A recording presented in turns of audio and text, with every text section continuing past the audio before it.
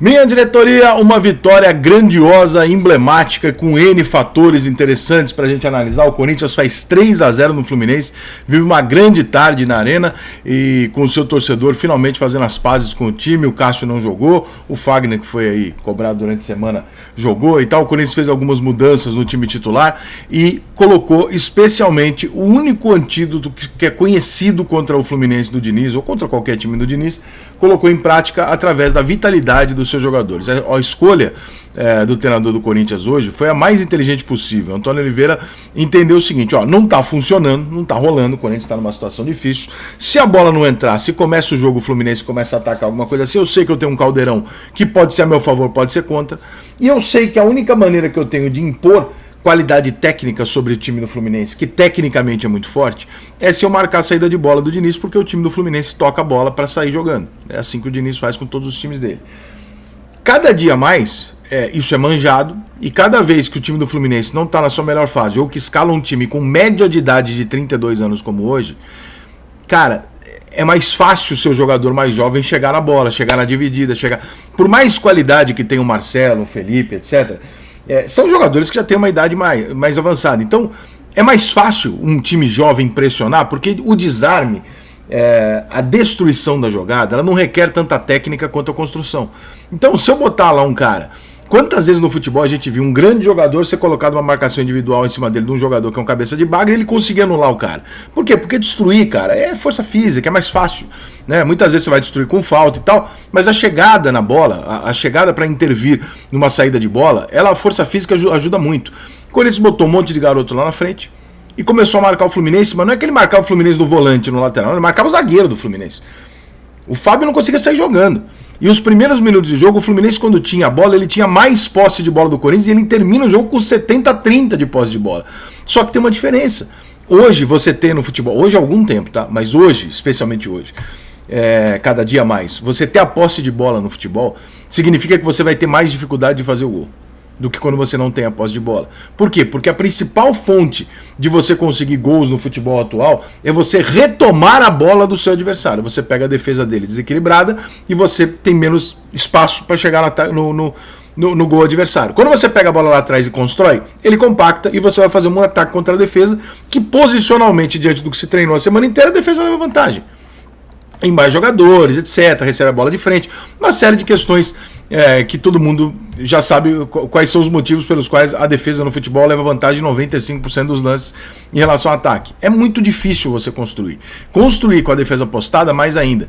Quando o Corinthians vai e coloca o Fluminense naquela situação desde o primeiro minuto de jogo, primeiro, ele começa a tomar bolas na base do carrinho, na base da força, e isso enerva o torcedor corintiano, começa a ver e fala, os caras estão brigando.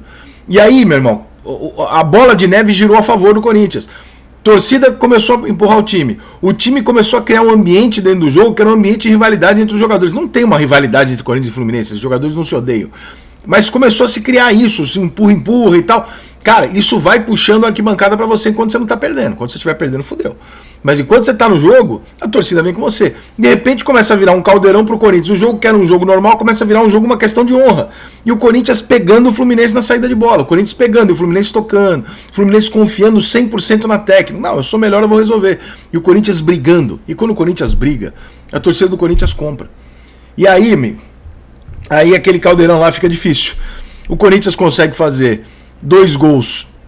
O primeiro gol é bonito, não é nada espetacular, mas é um bonito gol do Wesley. Agora o segundo gol é brincadeira. O segundo gol é brincadeira, irmão. O segundo gol é aqueles que não dá pra tu colocar na planilha. Não tem como você falar, eu vou montar um esquema de marcação aqui porque eu sei que esse jogador... Não, isso aí é gol de craque. Esse gol sai uma vez a cada 100 jogos, entendeu? Um gol desse aí. O cara deixa a dupla de zaga do Fluminense sentada no chão e faz o gol em cima do Fábio, numa situação difícil, que a maior parte dos jogadores do Corinthians estão pressionados, ansiosos, errando passe, acelerando. Por quê? Porque tá difícil.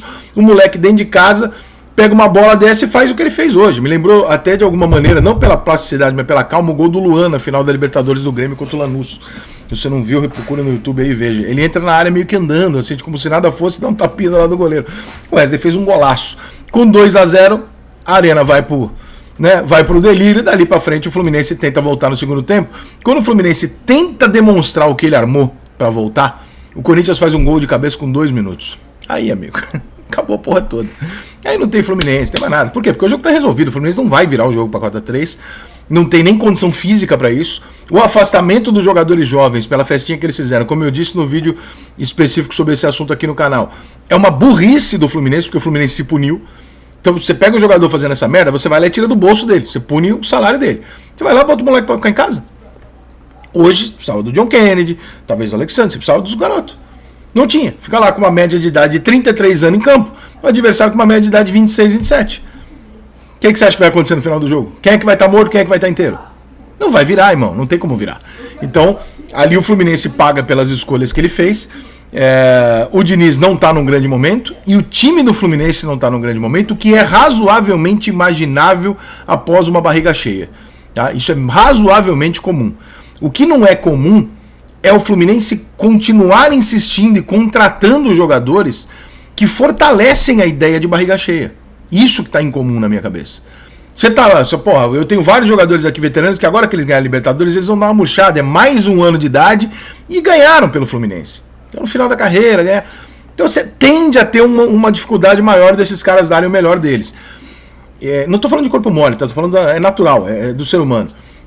Quando você contrata o Renato, o Douglas, e aí você vai atrás do Thiago Silva, você começa a falar, peraí, mas eu estou contratando mais um monte de jogador que já está de barriga cheia, que já são grandes jogadores, já tem idade avançada, então de barriga... Você começa a ficar numa situação em que o Fluminense diminui a capacidade dele de alterar o jogo. Tecnicamente, o time do Fluminense é brilhante. É brilhante o time do Fluminense. Só que, cara, para você fazer todos esses caras correrem e andarem num ritmo, ou para você proporcionar que o Ganso, que o Renato tem espaço para jogar, que as opções apareçam lá na frente, irmão, você vai ter que fazer um milagre. Ou não jogar num calendário igual o brasileiro. Dá para não jogar no brasileiro? Não dá pro Fluminense jogar na Europa. O Fluminense vai ter que jogar no Brasil. Ele é do Rio, ele vai ter que jogar no Brasil. Então não tem conversa. Então vai ter que passar por isso. E aí eu já acho que as contratações do Fluminense começam a ficar meio duvidosas, porque tá ficando claro que o Fluminense precisa de mais vitalidade. Né? E aí você pega alguns garotos de Xerém e fica contratando outros jogadores que invariavelmente vão acabar entrando, que são jogadores caros. Então o Fluminense não tinha poder de reação e o Corinthians ganhou o jogo hoje na vitalidade desde o primeiro minuto de falar, olha, Fluminense, é o seguinte, você joga mais bola, mas você não vai correr mais do que eu hoje. E você não vai aguentar o meu ritmo. E o Corinthians colocou desde o primeiro minuto, pode pegar a bola, Fluminense, toca de lado, faz o que você quiser. O meu ritmo você não aguenta e não aguentou mesmo. Quantas bolas o Corinthians retomou do Fluminense e se tivesse uma qualidade maior, tinha feito uma goleada. Só não fez porque não tinha uma qualidade como a do Fluminense, por exemplo, no campo de ataque. Hoje o Corinthians dá um puta passo para uma retomada, pela vitória no campeão da América, que é muito grandiosa, pelos 3-0, pela confiança, pelo envolvimento da torcida, e o Fluminense liga um sinal de alerta, dizer, olha, talvez esse ano não vá ser nem perto do ano passado, se não se ajeitar algumas coisas ali, porque realmente é difícil desse time do Fluminense ter a fluidez que ele tinha no ano passado, com essa média de idade, com os jogadores disponíveis no banco para entrar, que mantém mantém uma qualidade técnica, mas também mantém a dificuldade física desse time.